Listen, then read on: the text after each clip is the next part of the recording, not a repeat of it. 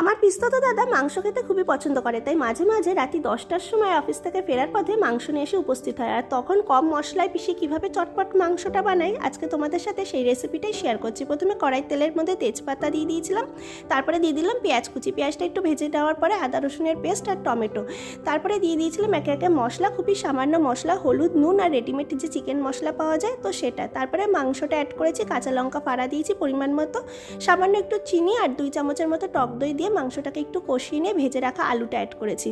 তারপরে আলুটা দিয়ে মাংসটাকে খুব ভালো করে কষিয়ে নিয়েছি একদম তেল ছাড়া পর্যন্ত। যখন মাংসটা দিয়ে তেল ছেড়ে গেছে তখন এবার এর মধ্যে গরম জল অ্যাড করেছি। দেখো মাংসটা দিয়ে পুরো তেল ছেড়ে গেছে, তারপরে আমি গরম জল অ্যাড করেছি পরিমাণ মতো, দিয়ে 15 মিনিটের মতো ঢাকনা চাপা দিয়ে রেখেছিলাম। নামানোর আগে দিয়ে দিয়েছিলাম গরম মশলার গুঁড়ো। ব্যাস তৈরি হয়ে গেছিলো একদম কম মশলায় চিকেনের ঝোল। আর গরম ভাতের সাথে যে এটা খেতে কতটা স্বাদ লাগে তোমরা বানালেই বুঝবে, তাই একদিন বানিয়ে খেয়ে দেখো।